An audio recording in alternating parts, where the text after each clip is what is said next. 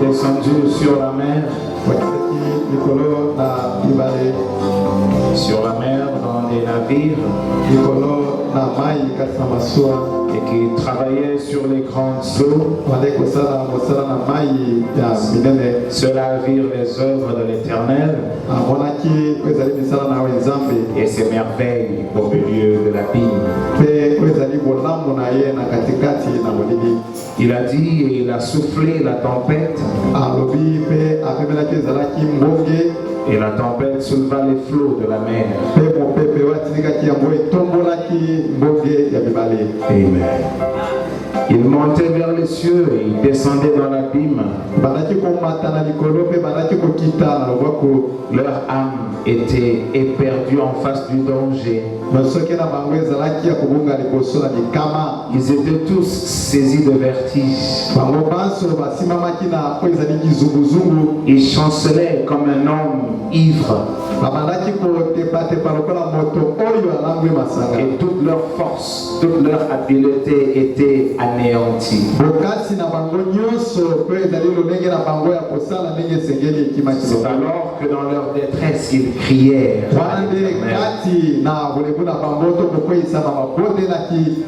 L'Éternel entendit leurs cris. Et l'Éternel les délivra de leurs angoisses. Il arrêta la tempête. Il ramena le calme. Et les ondes se turent.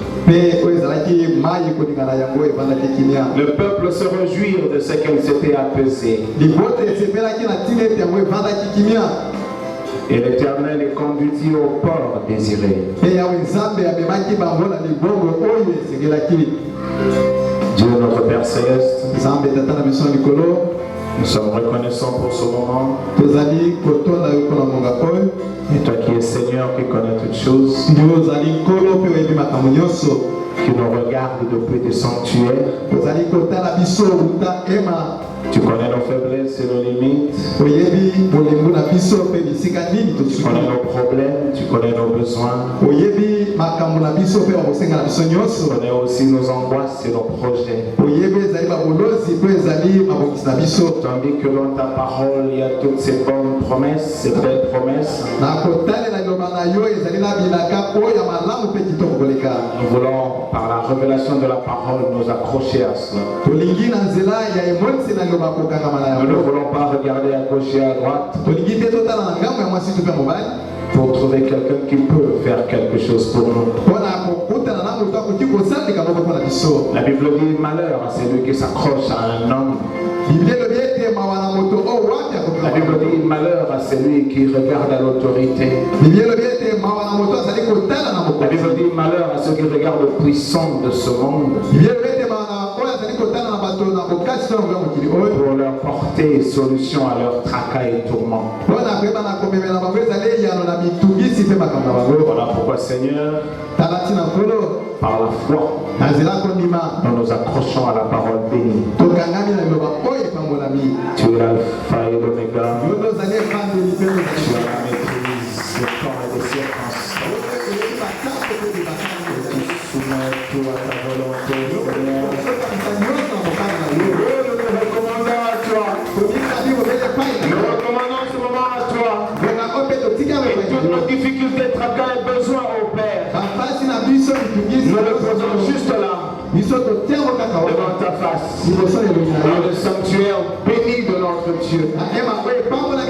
La situation de cette république, cette nation, oh Père, nous te le recommandons aussi. Parce qu'il est écrit, lorsque les hommes s'agitent, alors qu'ils s'agitent alors. Mais l'Éternel est assis sur son trône. Et il sait toutes choses. Lui qui peut tout. Oh, à ta demeure et la gloire et la majesté. Au siècle des siècles. Au siècle des siècles. Dans le merveilleux nom de Jésus-Christ.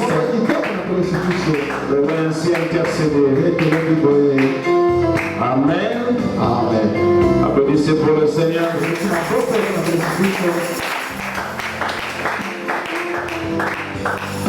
Vous allez vous mettre un moment.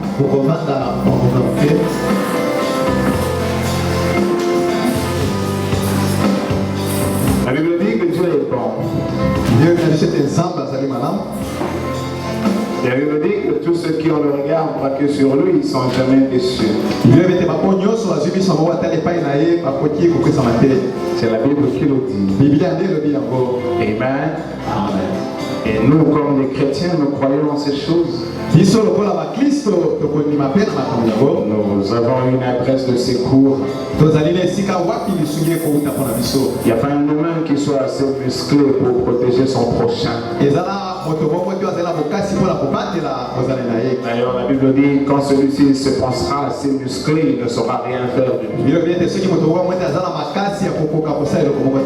Et malheur à vous quand vous pensez que c'est un homme qui a la solution de ta vie dans tes mains.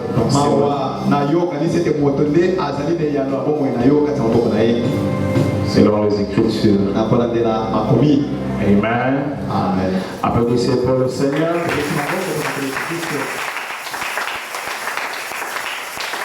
Ce que j'ai retrouvé le mardi passé, et ensemble. Alors on a essayé de parler comme on a fait. Et c'est vrai que je vous avais dit que je vous avais présenté à frère Yvan et frère Mbango. Et nous avons dit que c'était des hommes. Et nous avons aussi dit que nous tous, nous n'étions que des hommes. D'après l'évangile de Malachie 4, il nous est strictement interdit de regarder aux hommes, quelle que soit leur capacité. L'évangile ne change pas. Comme je suivais de l'autre côté les pasteurs lesbiennes et homosexuels parler de leur situation. Essayant de justifier leur posture par rapport à la parole de Dieu. Mais il y a eu un pasteur parmi eux conservateurs qui leur disait vous évoluez avec votre société, mais l'évangile ne change pas. Devenez homosexuel ou lesbienne, mais l'évangile interdit ces choses-là. Donc quand nous parlerons de la part de l'évangile, nous dirons toujours les mêmes choses. Et que le Seigneur est au milieu de son peuple. Et qu'il a fait des promesses merveilleuses pour ces derniers. Et le prophète dit c'est à nous de nous positionner pour en tirer bénéfice. Mais il se trouve qu'on est naturellement négligé. Alors on a essayé de parler sur la prophétie. Parce que la chose la plus importante pour l'homme qui croit, c'est la prophétie. Parce que c'est la prophétie qui indique le temps. C'est la prophétie qui nous révèle la volonté de Dieu pour un temps. Et il est aussi vrai que quant à nous, qui sommes venus ou alors manifestés à partir du message du temps de la fin, nous sommes obligés de prendre conscience de la nature de ce message du temps de la fin. Parce que si nous ne prenons pas conscience de cela, nous serons comme les autres. Mais notre adoration est différente. Notre approche de culte est différente. Alors nous devons vraiment être enseignés par rapport à ça. Voilà pourquoi le mardi j'ai essayé de parler tel que je l'ai fait. Mais sauf que j'ai remarqué que je parlais comme d'habitude très rapidement, trop vite. Alors je m'étais dit que je veux essayer un peu de ralentir en ne sortant pas de mon sujet.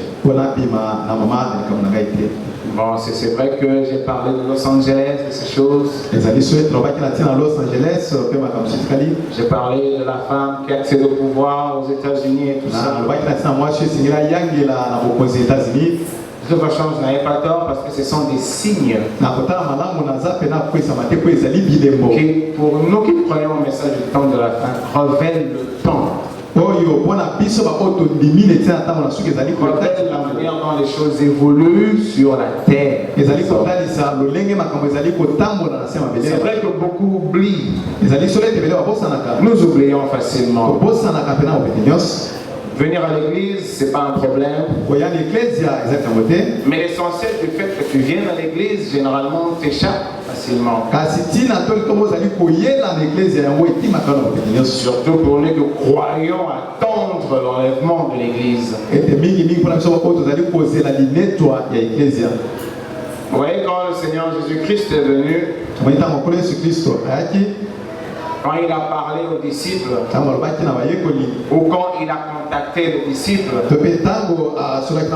ce dernier savait qu'après lui, il n'y a plus rien. Il s'attendait à ce qu'il arrête le temps et qu'il ramène le royaume d'Israël et tout ça.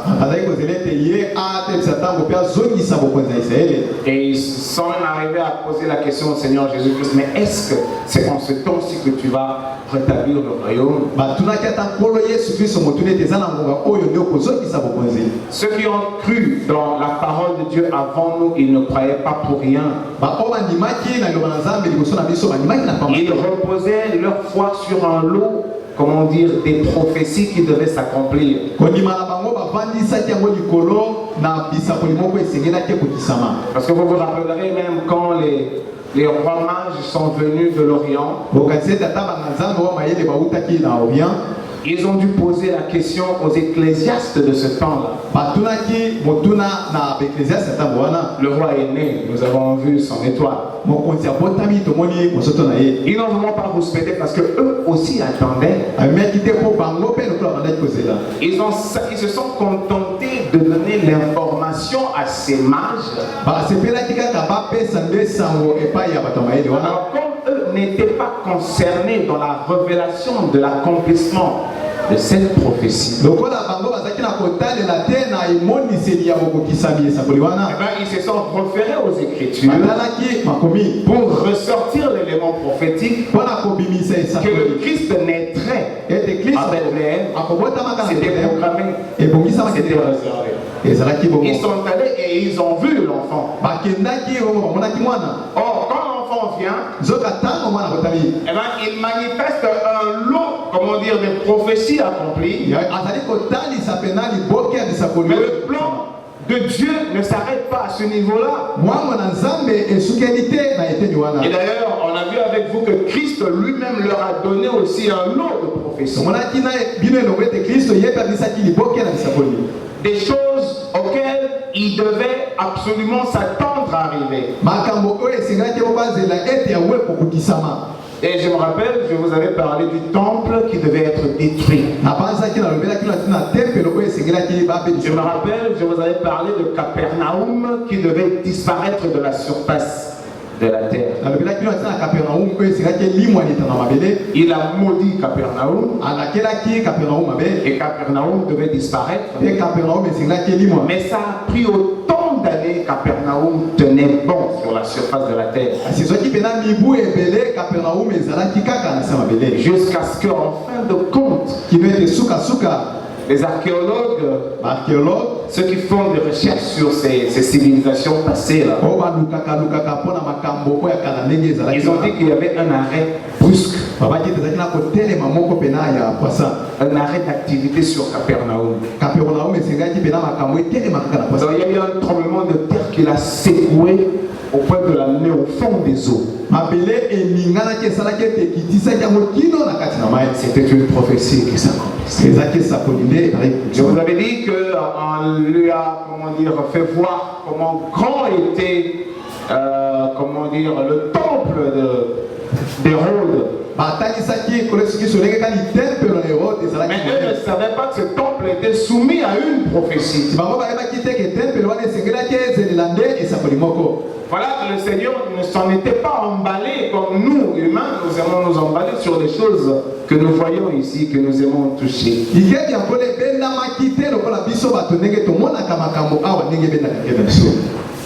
Amen.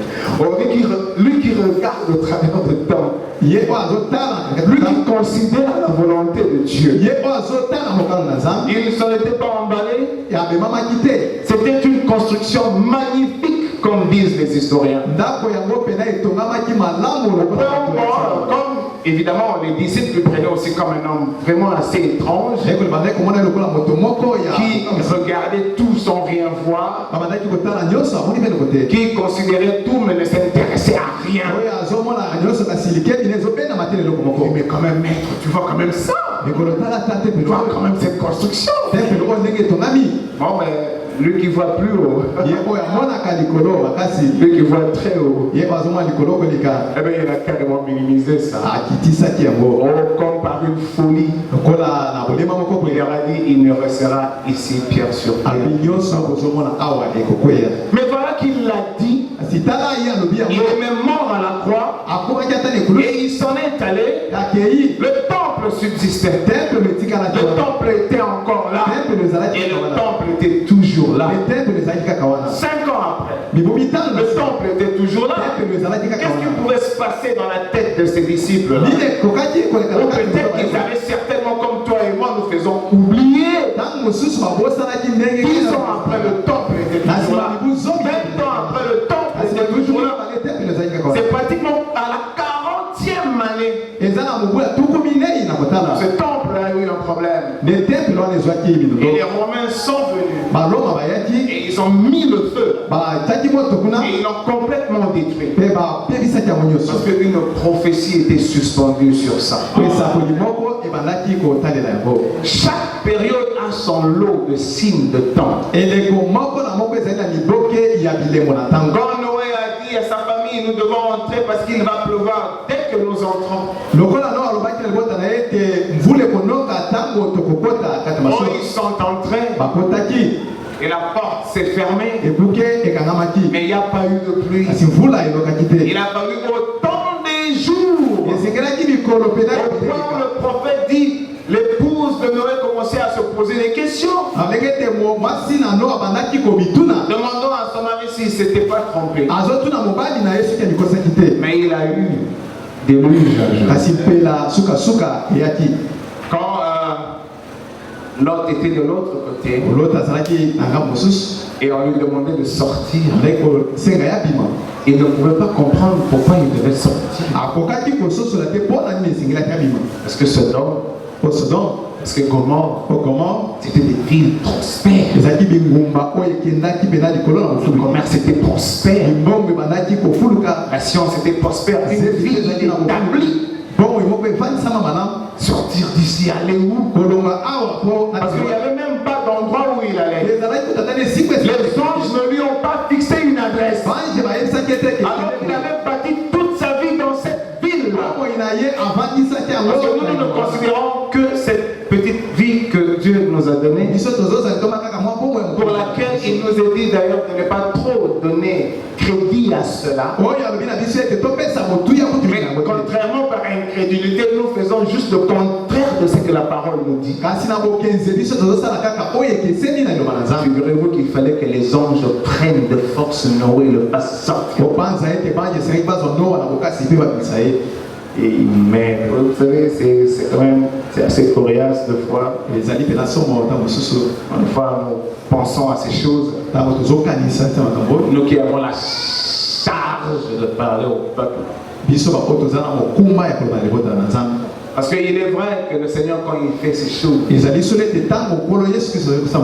fait toujours selon sa volonté. Et généralement, ça prend du temps et du temps quand il parle. On finit toujours par oublier et entrer dans les habitudes. Et c'est très dangereux.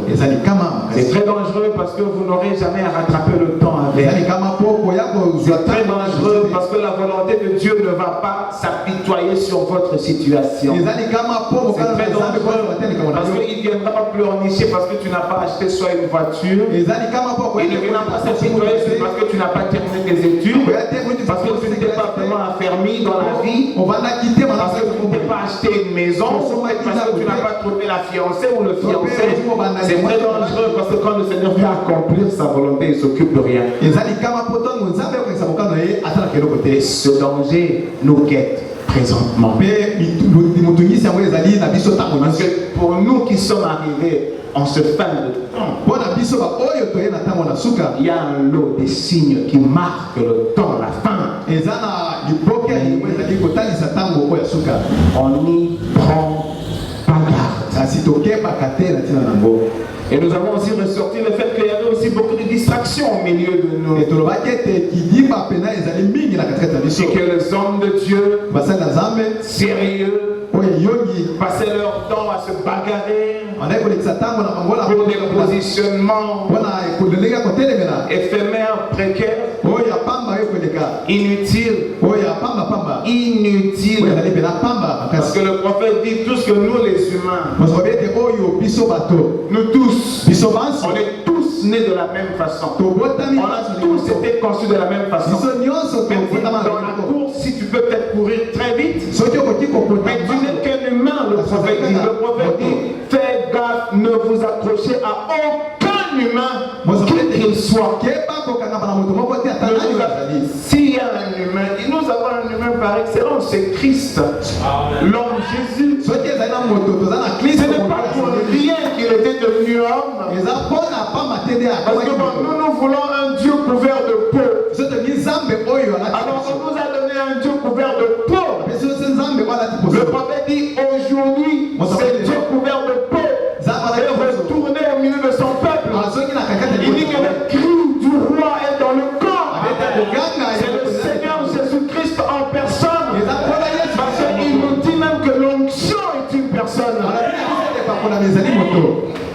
Et je vous avais dit le même mardi là, oh l'enfant qui craignait la foudre, la tempête, on avait appelé à sa maman.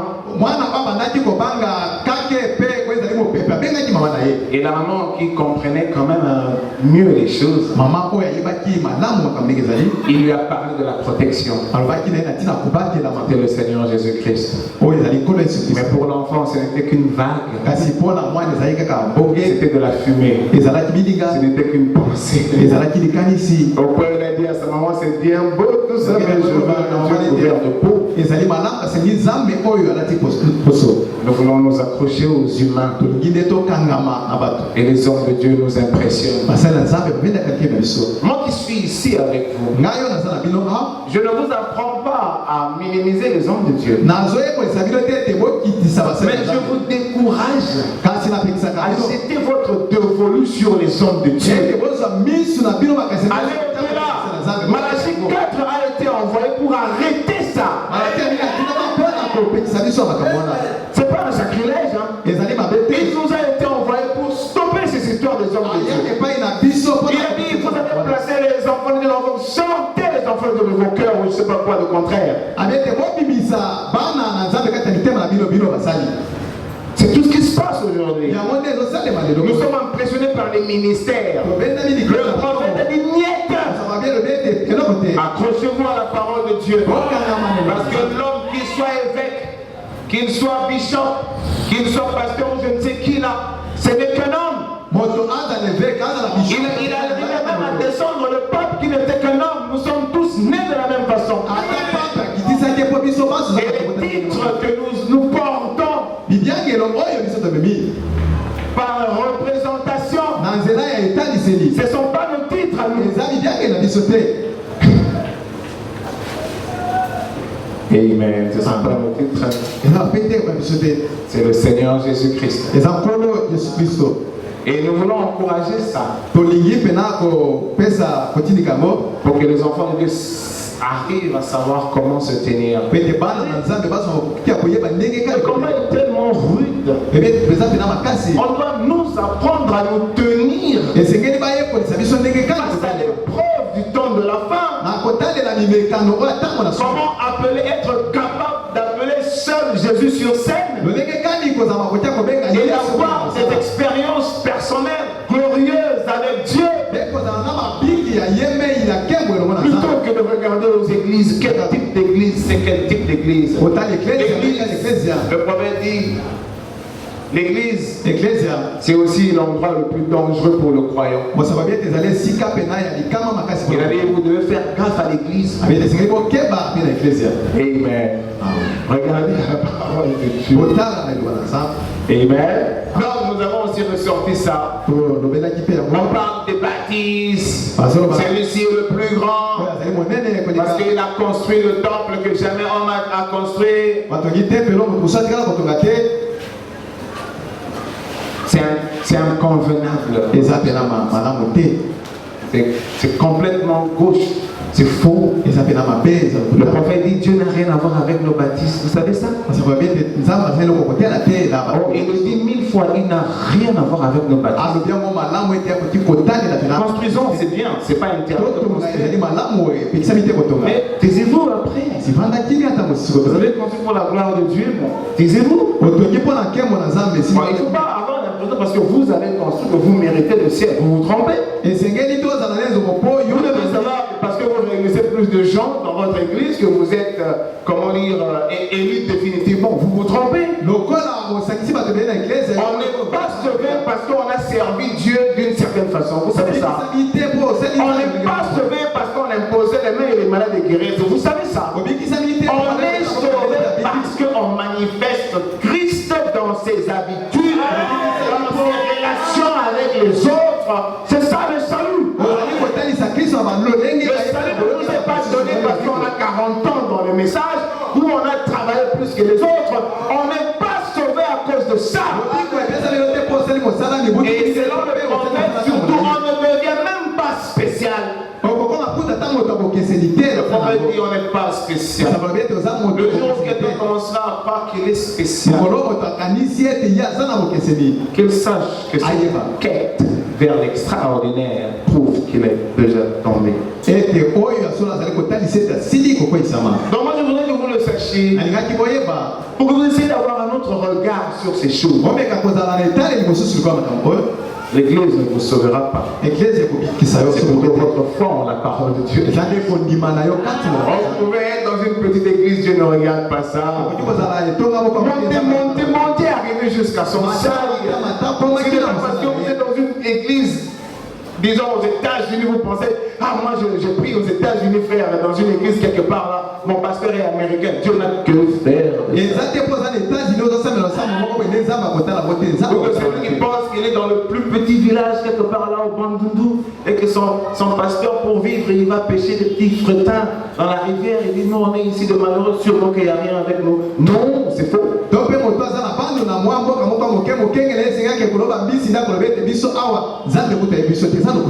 D'ailleurs, William Branham dit que Dieu a plus tendance à écouter ceux qui sont dans ce petit coin, ceux qui sont dans les grands coins. William Branham dit que le Seigneur, lui, il s'occupe plus de ceux qui sont dans le petit et qui apparemment ne se retrouvent pas dans leur quotidien. Ce n'est pas dans une bénédiction permanente que Dieu confirme sa présence dans votre vie. Il y a des bandits qui vont de succès en succès dans leur vie, mais ils sont bandits et condamnés. Et il y a certains peuples de Dieu qui luttent, mais qui n'arrivent de fois à rien, mais ils sont bénis. Spirituellement, selon le plan de Dieu. Donc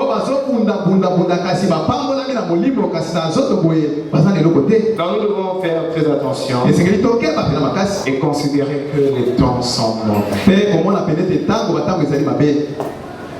Je vous avais dit ça mardi. La manière dont les choses se passent de l'autre côté, les États-Unis, comment leurs tables sont pleines de vomissements, comme la Bible dit. Leur table remplie de vomissements et d'ordures. Et la Bible poursuit, il n'y a plus de place. Ce soir, je voulais un peu m'appesantir sur le péché des Amoréens. Excusez-moi parce que je parle lentement, je voulais vraiment parler lentement parce que la fois passée c'était de la vitesse ici. Je voulais m'appesantir sur les péchés des Amoréens. Tout est lié au spirituel. Le combat que Dieu livre contre Satan, c'est spirituel. Le combat que Satan livre contre l'église, c'est spirituel. Le combat que Dieu a livré contre toi-même, c'est spirituel. Tout est spirituel. Le péché des Amoréens. Vous savez que quand en étant là, de l'autre côté, vous regardez, tout le monde est fichu. Donc en fait, il n'y a vraiment personne qui soit différent. Ils sont tous abîmés par l'évolution de la civilisation.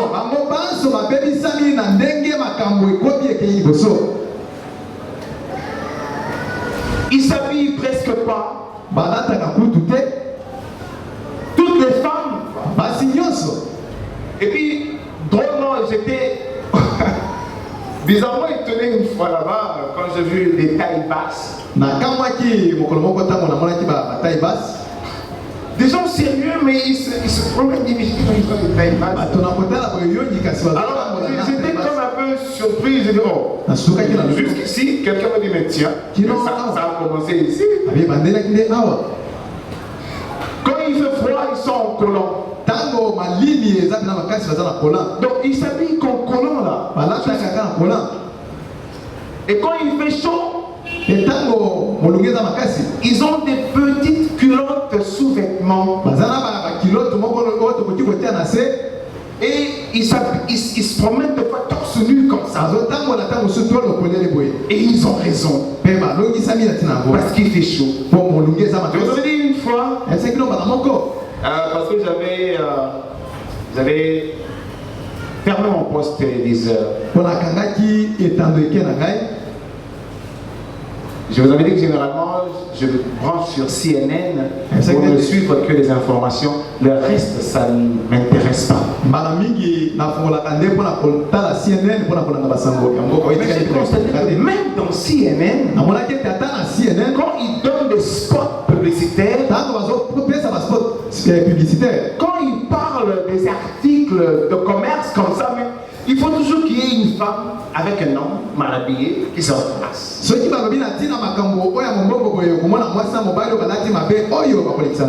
Ils sont très lasses. Bon, ils sont, ils fricotent comme vous avez dit le matin.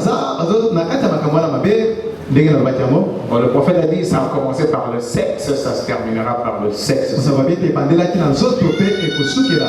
Et quand j'ai dit au collègue pasteur de l'autre côté que j'ai même fermé mon poste téléviseur, il m'a dit, oh, t'en fais pas pasteur, attendez que l'hiver passe.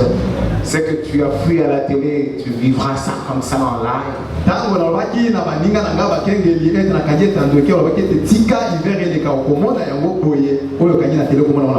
Leur table est remplie de vomissements et d'ordures. Et la Bible dit, il n'y a plus de place. C'est plein de vomissements partout. Quand je dis que tout est spirituel, en cherchant à m'appesantir sur le péché des Amoréens,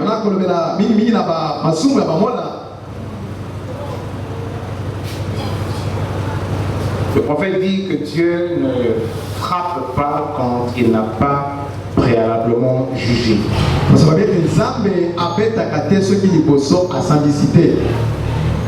Il juge toujours d'abord. Il avertit toujours.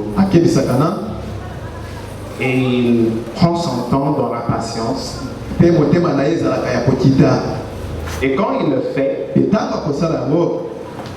c'est pour que quand il arrive à frapper, qu'il ait une raison de son action.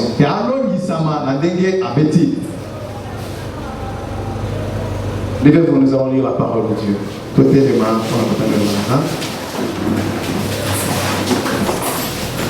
Prenons dans Genèse 15.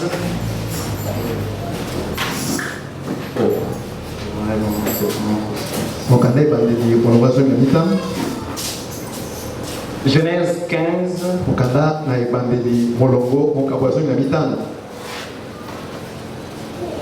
À partir du 13e verset.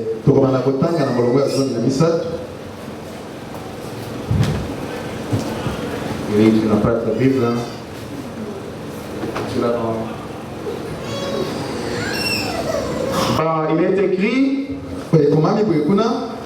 Et l'Éternel dit à Abraham, sache que tes descendants seront étrangers dans un pays qui ne sera point à eux.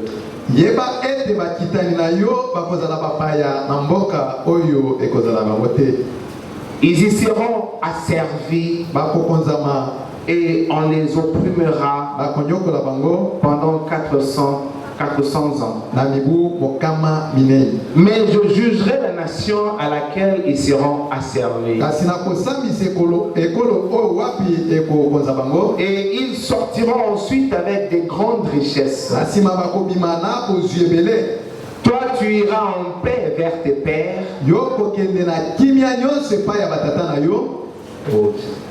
Tu seras enterré après une heureuse vieillesse. À la 4e génération, ils reviendront ici. Écoutez la dernière phrase ici. Car l'iniquité des Amoréens n'est pas encore à son comble. Car l'iniquité des Amoréens n'est pas encore à son comble. Que le Seigneur bénisse la lecture de sa parole. Vous pouvez vous mettre.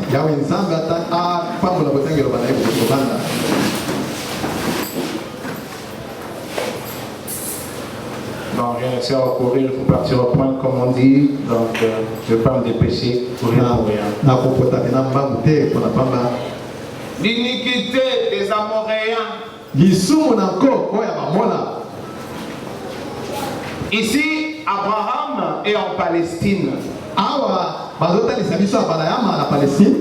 Il est là vers Jérusalem, vers Beersheba. Il est là en Palestine. Et Dieu lui donne cette terre. Mais il n'entre pas encore en possession de cette terre. Et pendant que Dieu lui donne cette terre-là, il y a d'autres peuples qui occupent la terre en question. Alors il fallait qu'à un moment donné qu'il y ait une raison qui fera que Abraham exproprie ceux qui occupaient la terre pour lui.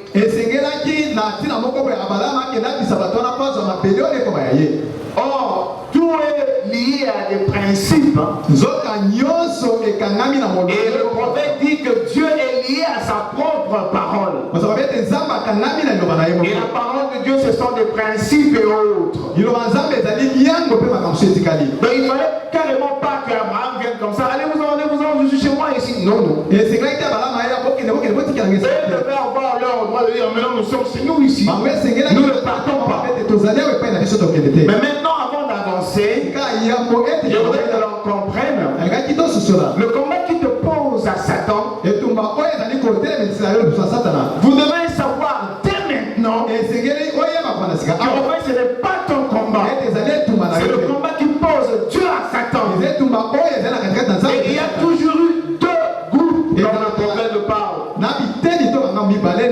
Il y a toujours eu deux peuples. Il y a un qui est issu de Caïn, qui vient de Satan, et il y a un autre peuple qui vient d'Adam, qui est issu de Dieu. Ici sur la terre, il y a un mélange. Chacun se reconnaît par le témoignage de l'esprit qui anime sa vie. Si vous êtes mauvais, si vous êtes méchant, vous le saurez. Si vous avez un cœur mauvais, avec de mauvaises actions, votre conscience vous le dira. Ce sont des principes. Et celui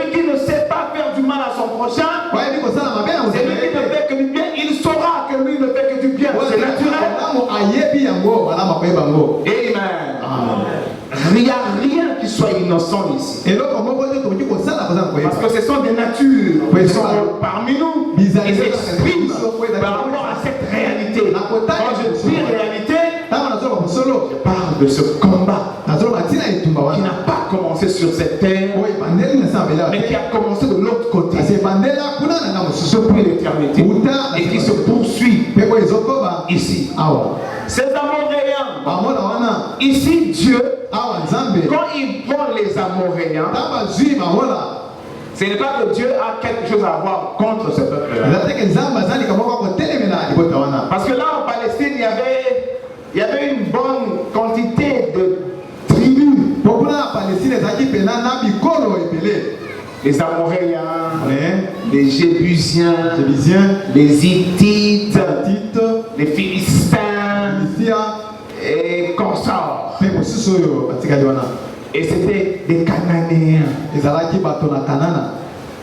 Ils étaient d'une certaine descendance. Mais naturellement, comme par prédestination, leur cœur manquait de quoi s'approcher à la lumière divine. C'était des adorateurs, des idoles. Et ils ne connaissaient rien de la parole de Dieu. Quand Dieu dit ici, ta postérité retournera ici pour entrer en possession de cette terre que je te donne à Abraham. Mais c'est comme si Dieu, dans ses stratégies, parce que jusqu'à ce moment-là, Abraham est presque seul, avec une petite équipe. Il pouvait sûrement faire face à tout ça aussi. Mais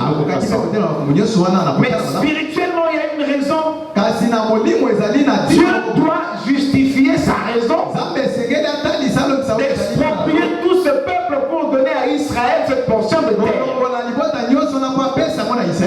Et nous allons découvrir pourquoi il a dit qu'il faudra d'abord attendre. Parce que c'est comme s'il semble dire à Abraham, ils vont aller en Égypte, sûrement ils vont se multiplier. Et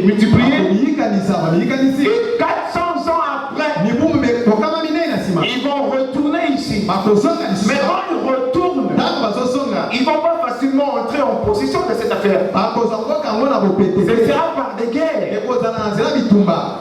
Mais où est-ce qu'ils tireront leur force? Bien sûr de Dieu. Mais cette action doit être justifiée. Le péché des Amoréens doit arriver à son comble. Bon, pourquoi j'insiste sur le péché des Amoréens? Bon, avant que je m'étale dessus, je vais un peu vous lire le prophète ici. J'espère que je vais me retrouver.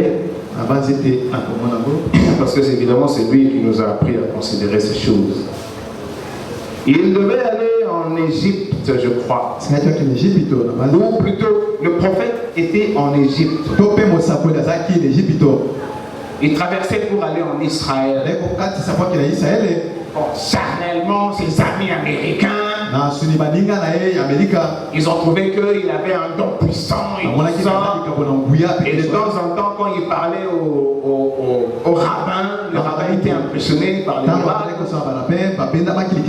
Et c'est dernier lui poser la question, mais comment tu fais ça? Il leur présentait Jésus.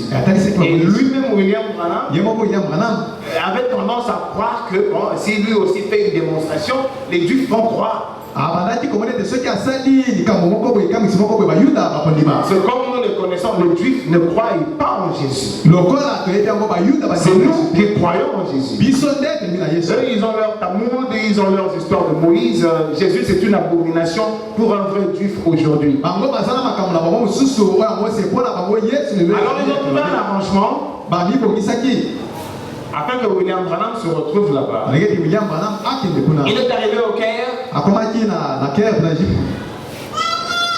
avec son billet là, pour traverser la frontière. Il dit, Je vais lire dans les 70 semaines de Daniel. Je suis à la page 118e. Il dit ceci, hein, écoutez-moi. Et quand j'étais à cet endroit là-bas, chez frère Agombright, j'ai le frère Agombright, ce jour-là, et que ces juifs étaient là, qui disaient, venez donc chez nous, venez vers notre peuple. J'ai dit, bien sûr, je viendrai avec plaisir.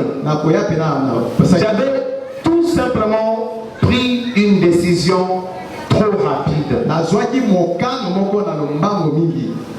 Je suis arrivé au Caire, en Égypte, l'autre soir, quand j'ai vu l'avion qui se posait là-bas au Caire, ça m'a rappelé ça. Donc, quand nous sommes arrivés là, j'avais mon billet pour Israël. Il devait me retrouver là-bas. J'avais dit aux autres, allez-y, convoquez quelques milliers de chefs, quelques milliers de rabbins, amenez-les quelque part dans la plaine. On va voir s'il est encore prophète, oui ou non. Eh bien, voyons ce qu'il va faire, c'est-à-dire Jésus.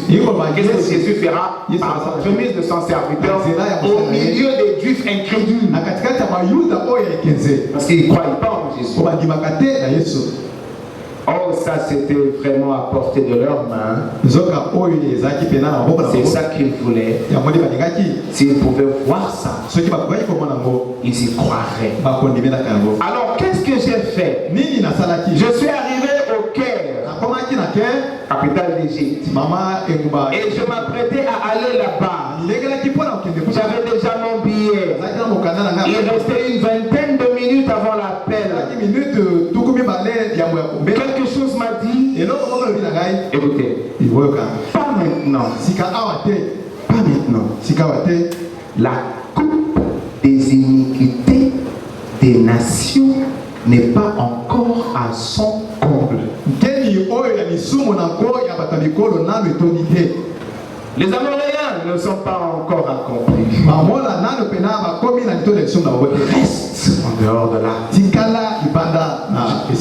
J'ai pensé que c'était peut-être juste mon imagination. Alors je me suis retiré derrière le hangar et j'ai prié. Et là, Dieu m'a dit, reste en dehors de là en ce moment. Alors j'ai pris mon billet et je suis allé ailleurs. Je n'y suis pas allé parce que ce n'est pas encore l'heure. Dieu fait allusion au péché des Amoréens. En fait, qu'est-ce qui se passe? Retournons de l'autre côté. Les Amoréens, comme j'ai dit, en fait, Dieu utilise ça comme une expression cette fois-là. Et en faisant des recherches, j'ai compris pourquoi le Seigneur utilise les Amoréens comme signe. En fait, parmi tous ces Cananéens là, les Amoréens étaient un peuple puissant. C'était des guerriers. Et ils étaient même grands en nombre. Et même Israël avait des difficultés de repousser ces Amoréens. Alors, par représentation, quand Dieu parle de tous ces Cananéens là, il se confine dans les Amoréens. Parce que le problème, ce n'était pas seulement les Amoréens, et c'était aussi les Ammonites, c'était aussi les Hittites, c'était aussi les Philistins, c'était aussi les Jébusiens, toutes ces différentes tribus qui occupaient cette partie de la terre que Dieu a trouvé bon de donner à Abraham. Maintenant, quand vous lisez dans la Bible, vous allez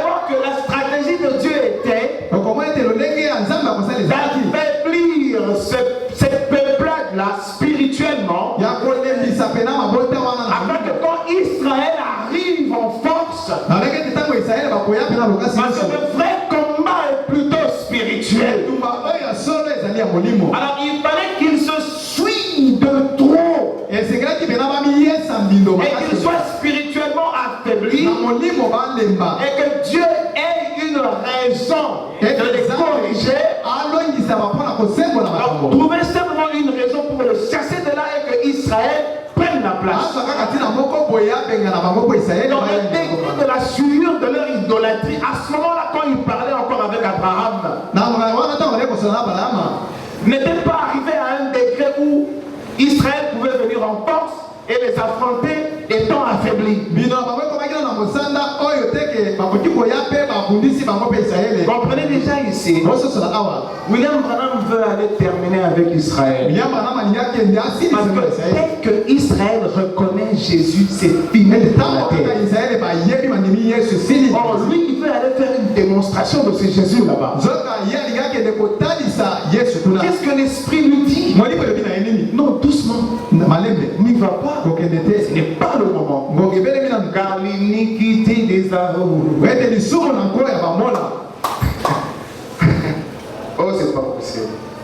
4 siècles après, la Bible décrit comment est-ce qu'ils étaient dans des infamies, comment ils étaient dans des pratiques abominables, ces païens-là, avec leur divinité, leur sueur et tout ça. Et autant quand Dieu trouve que cette sueur a tellement pris de l'ampleur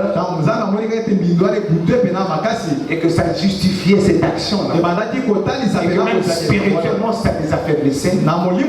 Est-ce que vous savez que même chez les occultistes, tout ce monde ici, quand ils s'attendent à des grandes actions, est-ce que vous savez qu'ils se sanctifient? Ils se sanctifient aussi. On ne se sanctifie pas seulement chez les chrétiens. Même les occultistes, les chrétiens, tout ce qu'ils vous voulez, quand ils veulent accomplir des grandes choses, ils évitent de la suivre. C'est spirituellement lié quelque part là. C'est pourquoi tout chrétien qui ne se sanctifie pas, il ne sera que spirituellement faible, même s'il est né de nouveau, ou même s'il est rempli du Saint-Esprit. Quand tu ne t'éteindras pas ce Saint-Esprit en toi, tu seras spirituellement faible. Il y a un problème avec des Amoréens qui n'est pas encore arrivé à son camp. Ailleurs, on dit qu'il attend que la goutte qui fait déborder le bar pour frapper. Alors quand je vous ramène ici chez les Amoréens, parce que voici que le prophète du 7e âge qui veut aller en Israël comme par aventure, c'est vers des années ici, je ne sais pas moi, 60 ou 50, mais à ce moment-là, on venait à peine de sortir de la Deuxième Guerre mondiale.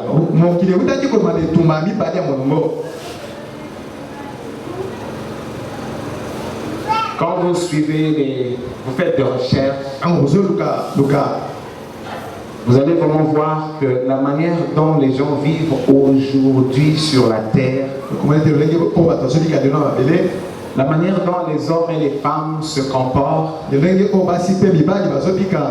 vous devez savoir que la sueur, c'est entre l'homme et la femme. À l'Éden, il n'y avait pas de voiture. À l'Éden, il n'y avait pas de belles maisons. À l'Éden, il n'y avait pas de banque, un problème d'argent. Je ne sais quoi. À l'Éden, il y avait un homme et une femme. C'est un problème de l'homme et de la femme. Si vous considérez comment est-ce que la dépravation demeure, est allé augmentant minute après minute jusqu'aujourd'hui. Vous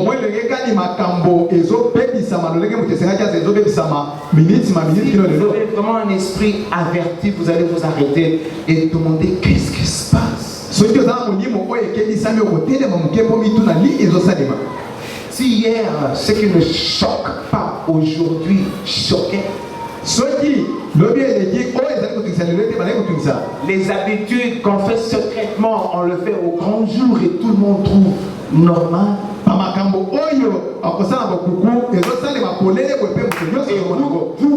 Vous prendrez tous ces éléments et le comparer à la nature, vous trouverez ça complètement déséquilibré.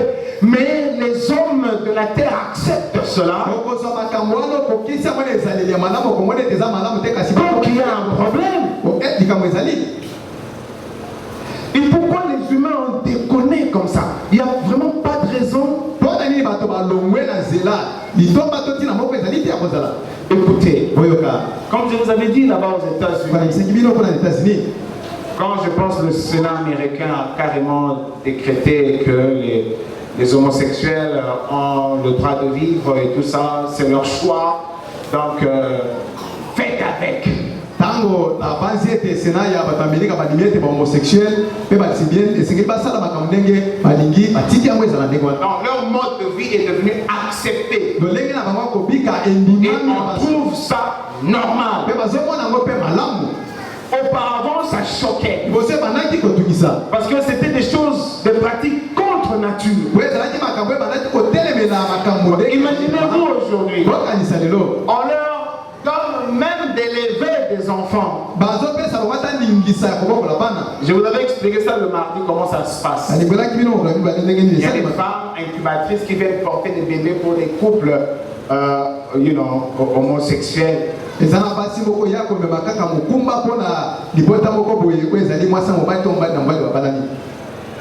Ce sont des grands sages de ce monde qui leur ont donné cet accord.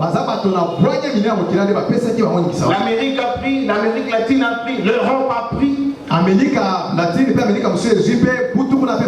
C'est déjà un grand signe. N'attendez pas à ce que ça vous arrive aussi littéralement ici, non. Parce que de toute façon, à l'époque, ce n'était pas toute la terre. Écoutez, je me suis même dit, mais ces enfants qui vont croître parmi ce couple-là, quand ils vont grandir, comment ils deviennent? Parce que bon, la nature nous rattrape toujours. Parce que ce sont des décisions de moins de 5 années ici. Ils sont des bébés. Hein? Vous voyez un homme qui est la femme d'un homme. Dans leur couple, lui c'est la femme. Alors c'est lui qui porte le bébé. Drôlement, bon, il est homme. Alors puisqu'il est femme de l'homme, donc il essaie d'imiter la femme. N'est-ce pas une folie? Bon, il s'occupe de ce bébé. Le bébé ne réfléchit pas encore. Mais quand il va grandir, il verra papa et maman sont papa et papa. Non, mais ne cherchera-t-il pas sa mère? Et qu'est-ce qu'on lui dira? Qu'est-ce que la loi prévoit pour ces êtres-là? Quand un enfant ne voit papa que maman et maman l'autre maman, un jour il cherchera son père. Qu'est-ce que la loi a prévu pour cela? Aujourd'hui ils sont encore tout petits partout là. Ce sont des couples par milliers. Et selon leurs statistiques, quand le gouvernement, parle d'Obama bien sûr, comme il leur a accordé, il y a eu une augmentation d'homosexualité aux États-Unis et partout au monde.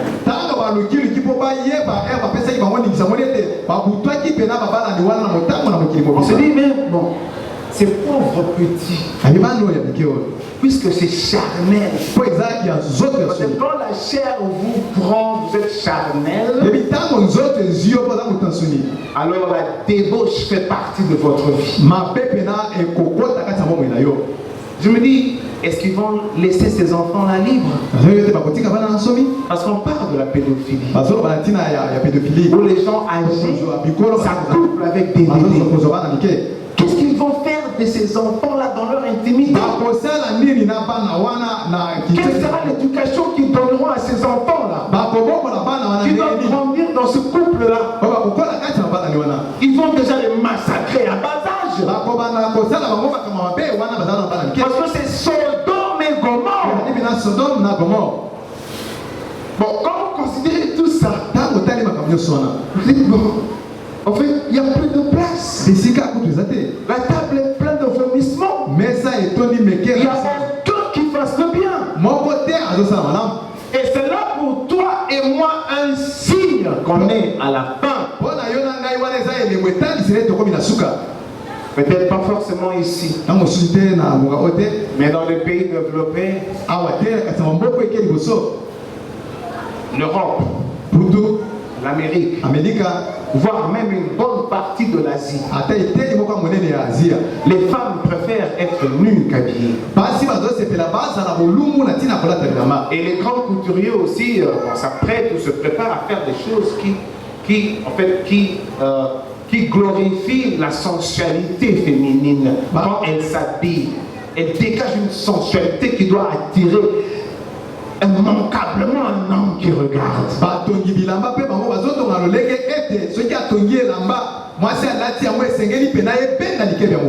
Je pensais à William Branham. Mais alors son évangile est ridicule.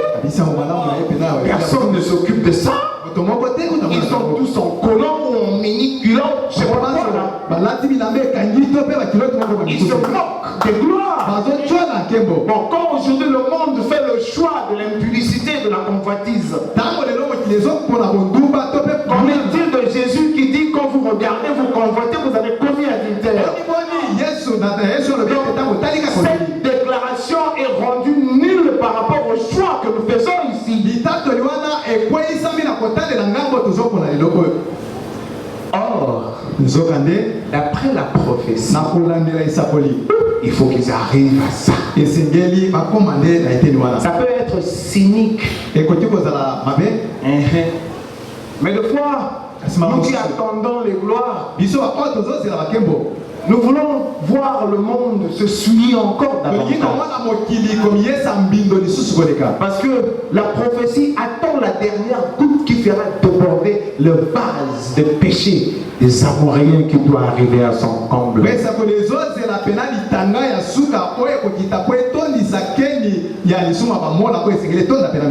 Il faut que Dieu frappe. Mais il doit avoir raison de ça. Et voilà pourquoi on arrive à ça. Tout est charnel. Il n'y a rien à la télé. Tout vous souille l'esprit. Et le diable a multiplié des possibilités de la grande distraction de la Odyssée.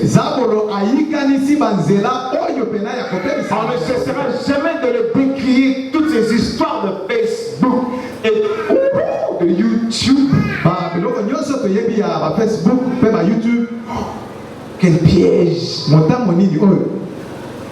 En fait, dit déjà le diable regardait. Comment faire pour les avoir? Et il a inventé la télévision. Parce que le cinéma ne suffisait pas. Il fallait aller au cinéma rien que le samedi. Mais oh, il fallait doubler la mesure de la cinéma. Et il a mis les télés dans nos maisons. Ces postes téléviseurs qui sont dans nos maisons, c'est de l'enfer vision. Je n'ai que faire de ce que les hommes font ici. Le prophète dit c'est de l'enfer vision. Ce n'est pas délicat. Le prophète dit quand vous appliquez le signe, vous sortirez cette affaire-là de votre maison.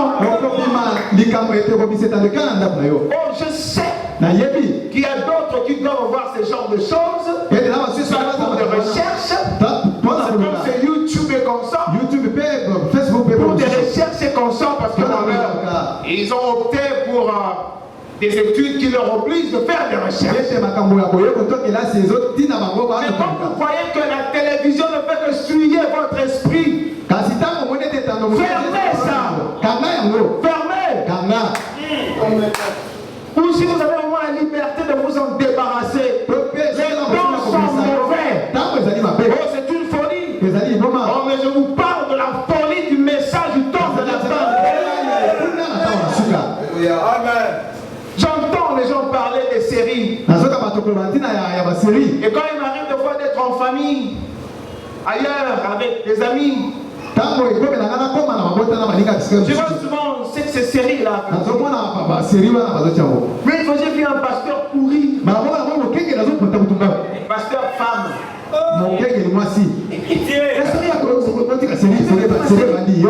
Mais dans toutes ces séries-là, il n'y a que des bêtises. C'est étonnant même dans le message du temps de la fête. On n'a plus le dégoût que le message lui donnait il y a 30 ans par rapport à ces choses. J'arrive dans la maison d'un frère, il était en train de regarder les séries.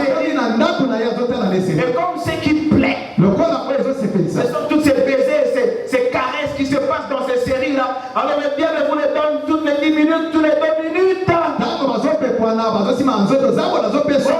la maison d'un frère, il était plein de temps. Il m'a énervé, il ne savait même pas qu'il fallait nous faire ce que permettre cette télévision jusqu'à ce niveau. Dans le message du temps de la femme. Le problème est que vous avez l'impression que la parole de Dieu n'a pas de sens. Si vous êtes vraiment converti, vous allez combattre le bon combat.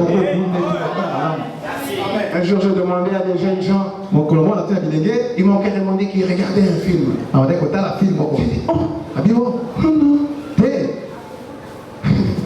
Un chrétien, vous savez, c'est le Saint-Esprit qui vous enseigne. Le Saint-Esprit vous enseigne soit par la parole, ou il vous donne une nature de dégoût, des choses qui autrefois étaient pour vous normales, vous sont dans l'esprit. Je parle du message du temps de la femme. Les pentecôtistes rentrent aussi en esprit, mais ils restent souillés. Mais dans le message de William Branham, c'est différent.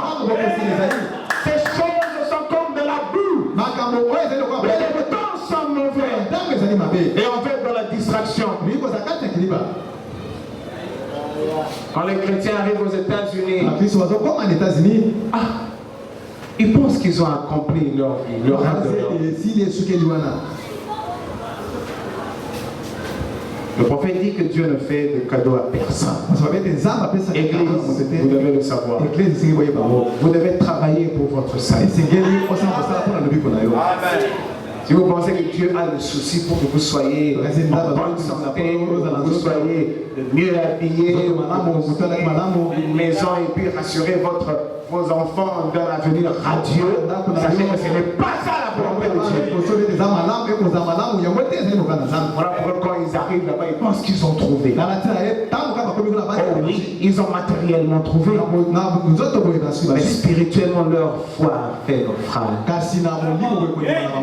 Bien-aimé, il n'y aura pas de rattrapage. Parce que Dieu connaît les hypocrites. C'est qu'ils luttent avec le Seigneur. Ils luttent jour après jour, chaque jour de leur vie. Qu'ils se trouvent aux États-Unis, qu'ils soient à Paris, en France, ou ici à Kinshasa, ils luttent jour après jour. Comme moi je vous dis toujours, il n'y aura jamais de congé de détente, des grandes vacances, où Dieu va se reposer, et que vous fassiez des choses. William Marion Branham dit, vous allez rencontrer votre péché sur votre chemin. Un jour vous paierez pour cela. Merci. Amen. On est à la fin. Le péché des Amoréens. Dieu a dit à William Branham, non, laisse. Ça va augmentant, bien sûr. C'était juste après la Deuxième Guerre mondiale. Les Juifs venaient à peine d'être montés. Il fallait que ça monte encore très haut. Et c'est monté très haut. Il n'y a presque plus de jupes ni de culottes qui couvrent le corps des femmes. Aux États-Unis, vous ne saurez où regarder et ne revoir que le diable. C'est pourri. Non, moi je ne décourage pas que les gens aillent aux États-Unis. Mais moi je vous présente l'évangile. Vous êtes mieux avec le Seigneur Jésus. Là, statistiquement parlant, les 100% des bien-aimés qui vont en Europe aux États-Unis, à peine si 10% tiennent dans la famille. Pourquoi vous voulez vendre votre droit d'aînesse? Pourquoi? McDo. Là-bas, il y a beaucoup de McDo. Il y a des dames qui donnent, il y a des Wendy. Il y a à manger en vrac. Mais il y a aussi ça. Et il n'y a pas de Saint-Esprit. Je vous dis qu'il n'y a pas de Saint-Esprit. C'est à croire que ce que William Branham a dit des États-Unis s'est accompli. Il y a des églises sans Saint-Esprit. Et les chrétiens qui tiennent, ils sont très peu nombreux. Et quand ils tiennent, ils sont dans un combat assidu atroce. Vous avez des enfants qui vont à l'école. Oh là là, il ne faut pas les mélanger avec les autres. Parce que vous ne savez pas, même leurs instituteurs leur poussent à la sueur. On pousse les petits enfants à la sueur. Et le diable malin qu'il est, il a proclamé le droit des enfants. Essayez de toucher un enfant, la police vient là vous prendre. Et on vous éloigne de votre propre enfant. On va trouver un autre parent qui est d'accord avec le système. Quand il prendra la télé, il va zapper à gauche, il va zapper à droite. Oh, l'âme de l'enfant est en enfer. Leur table est remplie de vomissements et d'ordures. Et la Bible poursuit. Il n'y a plus de place. Alléluia. C'est pourquoi c'était mon souci de vous le dire. Et que d'après les visions de William Branham, nous tendons vers la fin. N'attendez pas la fin. Ou vous croyez attendre la fin. Comme quoi Dieu va siffler que c'est fini. Préparez-vous. Non. Depuis le jour où vous avez donné votre cœur à Jésus, ce voyage-là a commencé. Si vous avancez clopin dans l'hypocrisie, eh bien sachez que vous avez un problème. Parce que le problème dit dès que vous entrez dans le Seigneur, eh bien vous évoluez. Et la cadence est constante. Il n'y a pas de stop, il n'y a pas de halte. Parce que Dieu sait qu'il n'y a plus de temps. Ceux-là qui s'amusent aujourd'hui, ce sont les jeunes filles et les gens aujourd'hui. Sachez qu'il n'y aura pas de demain pour vous. Vous êtes des hypocrites. Et Dieu sait ça. Vous avez oublié. Vous pensez que nous avons encore le temps. Il n'y a plus de temps, bien-aimé. Le prophète, si vous l'entendez pour une dernière fois, c'est vrai. Hillary Clinton peut vraiment accéder au pouvoir, ça ne vous dira rien. Même si effectivement il y a un pape américain des États-Unis, ça ne vous fera rien. Même quand vous dites que toutes les promesses sont accomplies, il n'y a rien dans votre cœur qui témoigne que vous appartenez à cette réalité. Le prophète dit vous trouverez toujours des excuses. Vous allez rigoler. Mais ces choses. En fait, parce que vous ne savez pas que c'est un combat spirituel. Vous êtes envoûté. Vous ne saurez pas vous accorder à l'évolution de ces choses. C'est pourquoi contrôlez votre vie dès maintenant. Amen. Vous êtes jeunes. La Bible dit jeunes gens. Vous avez vaincu le monde. Alors qu'en est-il de vous? Alors oubliez la jeunesse. Alors vous n'impressionnerez pas par votre jeunesse. Non, parce que le Saint-Esprit n'a pas d'âge. Quand il vient dans ta vie à 15 ans, c'est le Saint-Esprit. On ne pensez pas qu'il vient à 15 ans. Mais quand vous êtes 18 ans, vous attrapez la folie. Le Saint-Esprit dira, je le laisse un peu dans ce famille. Ça, ce n'est pas le Saint-Esprit. Il n'y a pas d'arrêt. C'est une histoire d'amour. C'est une histoire d'amour. Une fois que vous avez aimé, vous restez là. Le Seigneur Jésus est une réalité spirituelle qui se confirme matériellement. Si vous n'avez pas encore expérimenté cela, cherchez à expérimenter cela. Le Seigneur Jésus-Christ, la parole de l'heure, ce n'est pas une histoire qu'on raconte aux gens.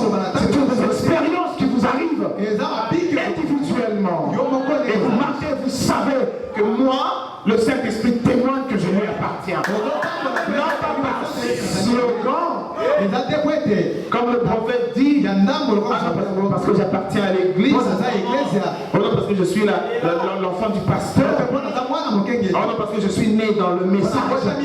Quand on est dans le message, c'est nul et nul. Il a vu converti, complètement changé. Le dégoût de ce monde, ce que vous voyez faire autour de vous. On est dans les cris. Oh Seigneur, on est dans des cris. Et il y a des cris qui prennent corps dans le langage, qui poussent. Aujourd'hui même la politique, on parle de Woumela et de l'autre, c'est quoi? Et l'autre, il y a deux, non? Ah, Woumela. Laissez-les, non? S'il vous plaît, vous devez contrôler votre langage. Ne faites pas de blagues entre vous. On a tellement de problèmes spirituels, bien-aimés. On a tellement de faiblesses qui nous facilement. Sortez de ces choses. Vous qui êtes pris par l'envoûtement de Facebook, envoyez-vous ne fût-ce que des versets bibliques. Le diable vous a piégé avec beaucoup de pièges là, avec beaucoup de drôles d'images là, et vous les aimez. Vous aimez vraiment. Vous essayez de faire en sorte que quand vous regardez rien que le générique, vous avez un tête dedans. C'est un piège. Mais s'il vous plaît, partagez-vous ne fût-ce que. Je sais que vous ne le partagerez pas parce que vous êtes sous l'emprise des démons. Amen. Vous qui êtes dans des Facebook, vous êtes sous l'emprise des démons. Mais je peux toujours vous dire, envoyez-vous ne fût-ce que des textes bibliques. Ça c'est moi qui parle. L'emprise des démons vous fera contourner et puis récupérer les bêtises qui s'y trouvent. Que vous savez, vous êtes déjà une bêtise en temps là dans ces Facebook. L'esprit là vous prendra. Vous aurez les comportements de Facebook. Oh, si quelqu'un appartient au Seigneur qui combat le bon combat. On n'a pas de temps à perdre, ni prendre notre jeunesse ou notre gloire à cause de vous qui êtes juste à côté. Il faut que chacun se prenne ses couleurs. Amen. Oh, il faut arrêter ça. Arrêtez ces choses. Alors ils sont là-dedans. Ils sont là dans ces histoires-là. Et quand vous allez dans le YouTube, c'est pire.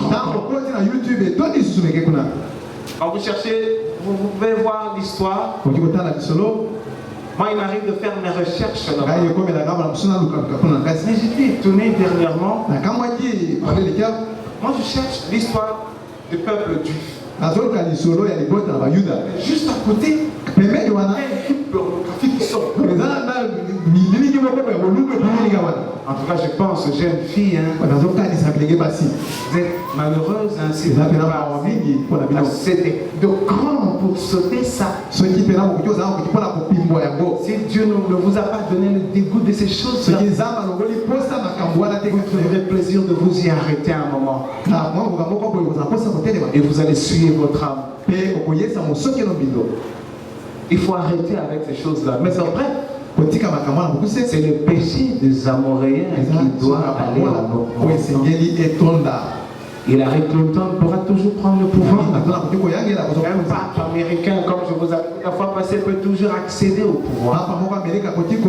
Los Angeles peut vraiment sauter de l'autre côté. Aujourd'hui, là, même la voiture que Frère Branham, je voulais vous lire les 7 visions du prophète. On verra peut-être dimanche. Frère Branham parle de ce véhicule qui est conduit sans volant. Quand le prophète l'a vu vers les années 50, ce véhicule n'existait pas. Et c'est l'une des choses qu'il a dit le monde va inventer jusqu'à ce que la fin arrive. Ils ont déjà inventé ce véhicule. Et aux États-Unis là-bas, on nous le balance presque partout. Et c'est exactement comme le prophète dit. Il dit, je vous regardais, je voyais un véhicule qui roulait à grande vitesse. Mais les occupants de ce véhicule ne s'inquiétaient pas de la conduite de ce véhicule. Ils jouaient comme au cartes. Et c'est exactement ce qu'on balance dans les pubs, ce qu'on balance ces véhicules. Ce sont des véhicules déjà construits. Et je pense qu'il y a même une société qui pense d'ici 2 ans, ils vont se mettre à commercialiser ce véhicule-là. C'est un projet imminent. Mais tout ça ne vous fera rien si vous n'êtes pas concerné. S'il vous plaît. Quand Moïse est arrivé, je vais arrêter. Quand Moïse est arrivé en Égypte, c'est vrai qu'il était temps qu'il parte. Mais cela leur a pris encore 40 ans. Mais néanmoins, la prophétie était là, s'accomplissant. Le prophète dit, regardez la prophétie. Considérez son accomplissement. Il pourra toujours tarder. Mais regarde la car elle s'accomplira. Jusqu'à ce que Moïse était finalement venu. Et ils sont sortis. Les méthodes de Dieu, je ne sais pas pourquoi il fait ça. C'est pour décourager les ramassis. Parce que même dans le message de la foi, c'est tout plein de ramassis. Et c'est pour t'amuser qu'il met du temps. Pour que chacun montre ses couleurs. C'est bien d'être en Jésus aujourd'hui. Et demain. Non pas Jésus émotif ou émotion. Mais le Jésus conversion. Mais vraiment converti en Jésus. Mais est-ce que vous tiendrez le coup? Parce que le fois ça paraît être un long voyage. Il devait traverser l'affreux désert de Sinaï. Il leur fallait à peine quelques jours pour arriver en paix. Mais Dieu les a compliqués, ils sont arrivés à 40 ans après. Et qu'est-ce qu'il n'a pas fait avec eux dans le désert? Il a fait de conflit sur conflit jusqu'à ce que la plus grande partie n'est même pas entrée. Et pourtant ils ont vu de grandes œuvres. Faites gaffe aux grandes œuvres que vous aimez trop. Quand Jésus est venu, ils ont cru que c'était la fin. Mais ce n'était pas encore la fin. Au point où Jean-Baptiste a même dit, mais qu'est-ce qui se passe? Mais il est déjà venu. Et moi je suis encore ici. Jean s'est mis à douter. Le prophète s'est mis à douter. Parce qu'il ne comprenait pas que Dieu a son idée sur l'accomplissement d'une prophétie. Pour lui, il fallait que tout s'arrête. Le Messie est arrivé. Pourquoi les Romains sont encore là? Et moi je suis en prison à cause de Philippe l'Arabe. Et je ne suis pas sorti. Le Messie est là. Allez un peu demander. Oh, Cléopas et son ami sur le chemin de Maüs. Ils ont vu le Messie. Ils croyaient que tout était fait. Il y avait encore un long chemin à faire. Jusqu'à ce que Jésus vint. Vous savez ce qu'il leur a fait? Il les a amenés dans les Écritures. Il est écrit, sondez les Écritures. Alléluia. Oh, c'est vrai, quand William Branham vient avec le message puissant, nous tous nous croyons que non. C'est fini, c'est fini. C'est fini. Mais nous constatons que on est toujours encore là. On est toujours encore là. Mais tout ce que nous devons savoir est que finalement les choses s'arrêtent un jour. Quand le prophète prophétisait sur Los Angeles, la nouvelle n'était pas telle qu'aujourd'hui c'est répandu là-dedans. Ils ont littéralement peur. Et je vous avais dit du fait que ça n'explose pas encore. Les archéologues disent cette fois-ci on ne comprend plus. Mais attendez-vous à un désastre inouï. Ils appellent ça the big one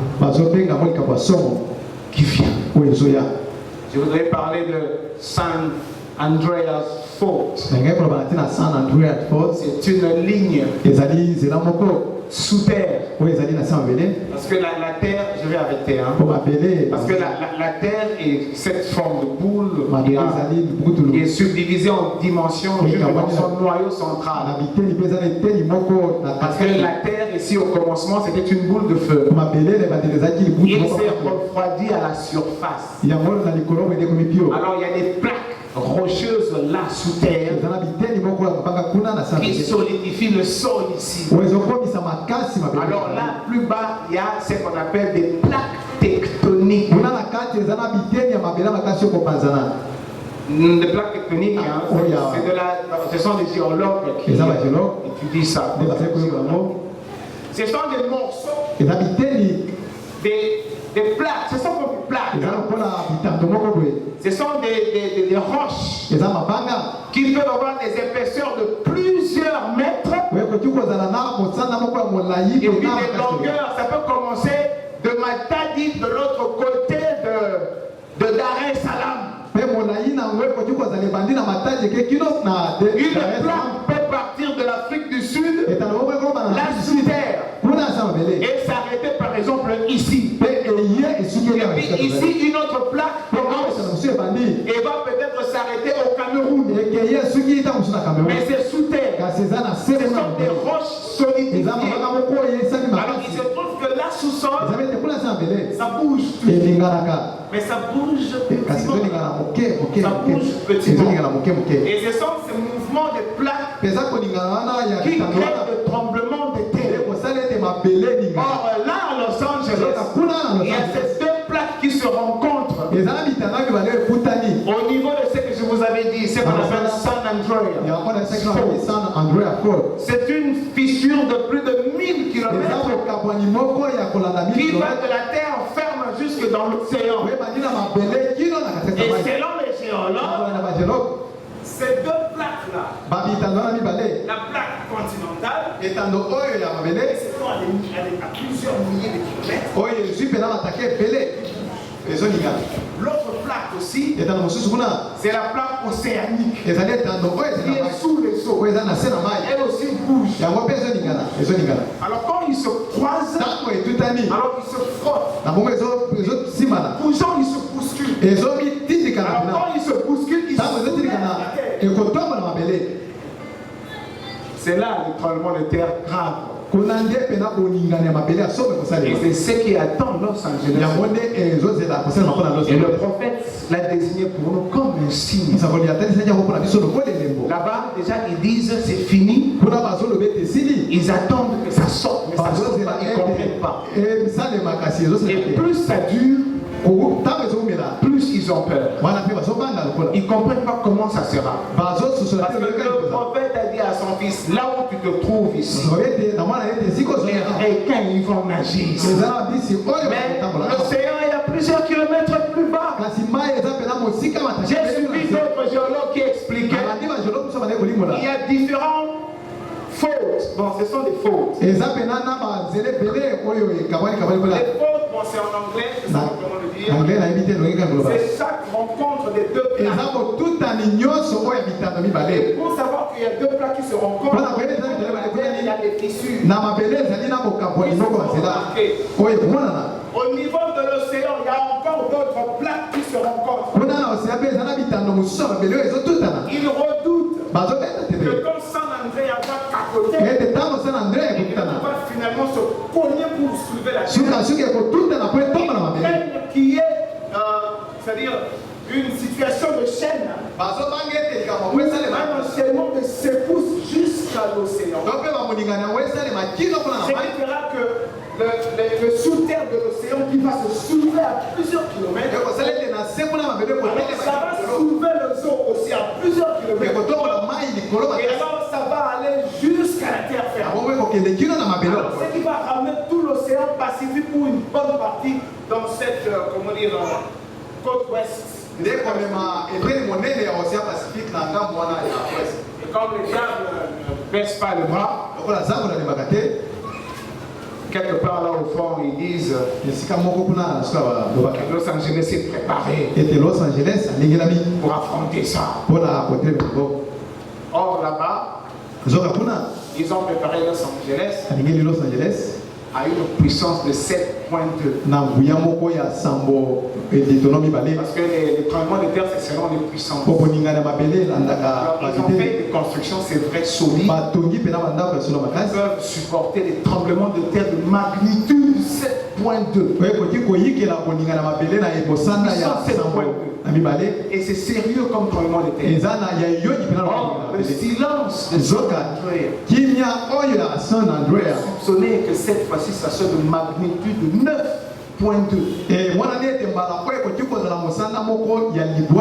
Parce que selon la prophétie, Los Angeles sera rasé. Et pourquoi sera-t-elle rasée? Le prophète dit, parce que c'est par Los Angeles que la corruption atteint le monde entier. Tout ce que la science produit pour séduire jusqu'à Kinshasa, ça vient là-bas de la Californie. Tous ces histoires de Facebook, de YouTube, ça vient là-bas. Tous les mauvais films que vous regardez à la télé, ça vient là-bas.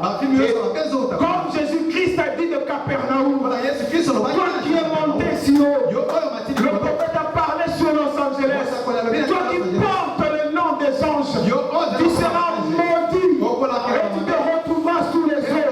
Et c'est pratiquement là. Et entre-temps, l'église est en train de se distraire. Applaudissez pour le Seigneur.